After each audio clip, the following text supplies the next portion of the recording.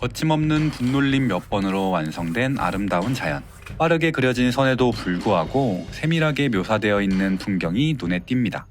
이 그림의 화가는 보이는 것처럼 뛰어난 그림 실력을 가지고 있었지만 괴팍한 성격으로 인해 생긴 일화가 더 많이 남겨져 있습니다.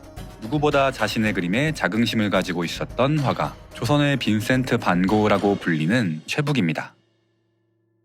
최북은 1720년 전라북도 무주, 중인 아버지와 기생 어머니 사이에서 태어났습니다. 철저한 신분제 사회였던 조선에서 양반이 아니었던 최북은 많은 비웃음과 차별을 받아야 했습니다. 하지만 이를 순응하는 다른 사람들과 달리 최북은 불같은 성격으로 자신보다 높은 신분을 가진 사람에게 굽히는 태도를 보이지 않았습니다. 그는 자기 스스로를 그림을 그리는 환쟁이라고 소개하며 호생관이라는 호를 붙였지만 아무도 그렇게 불러주지 않았습니다. 환쟁이란 화가를 뜻하는 화공과 재주를 가진 사람을 낮춰 부르는 쟁의의 파생어이며, 호생관이란 붓이라는 뜻을 가진 터럭, 호, 날, 생, 집관자를 사용하여 붓과 함께하는 사람, 붓으로 먹고 사는 사람이라는 의미를 가지고 있습니다. 최북이 이 호생관이라는 이름을 지은 이유는 조선의 진경을 담아 중국 산수가 아닌 우리 산수를 살려내겠다는 의욕이 담겨 있으며, 생명력을 담아 붓을 움직이는 집을 의미합니다. 하지만 최북은 그의 괴팍한 성격 때문에 호생관으로 불리지 못했습니다. 술만 마시면 변하는 난폭한 성격으로 늘 문제를 일으켰기에 사람들은 그를 광생 혹은 미치광이라고 부르거나 그의 이름 북자를 둘로 쪼개어 칠칠이라고 불렀습니다. 칠칠치 못한 놈의 그 칠칠을 뜻하는 것이죠.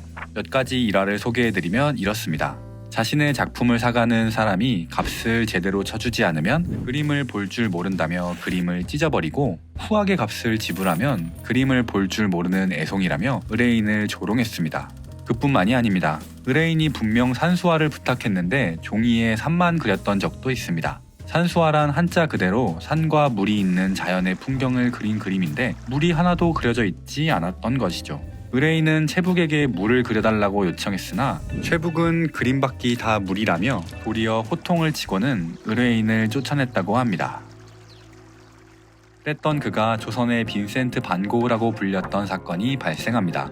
한 양반이 그림을 의뢰하자 최북은 자신을 하인처럼 하대하는 양반의 요청을 거절했습니다.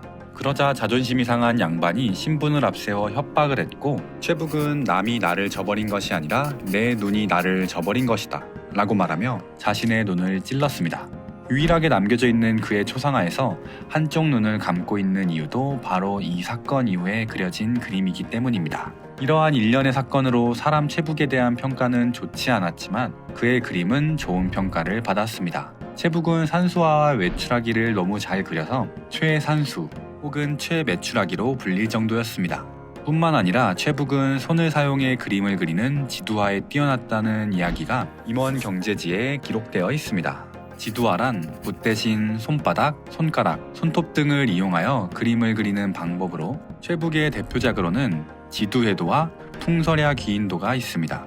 지두해도는 손끝으로 그린 개라는 뜻을 가지고 있으며 갈대에 매달린 개 2마리가 그려져 있습니다. 그림의 이름처럼 손가락과 손톱을 사용해 그렸음에도 간결하면서 군더더기 없이 깨끗한 선을 가지고 있는 것이 특징입니다.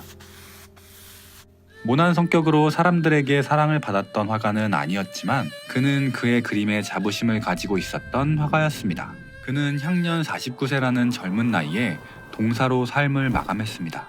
그는 죽기 전까지 그림을 제대로 팔지 않아 늘 가난에 시달렸고 주변에 아무도 없는 외로움을 술로 달래야만 했습니다. 그가 조금만 성격을 굽히고 양반들과 타협하고 주변 사람들과 원만한 인간관계를 유지했다면 현대 최북은 어떻게 기록되어 있었을까요?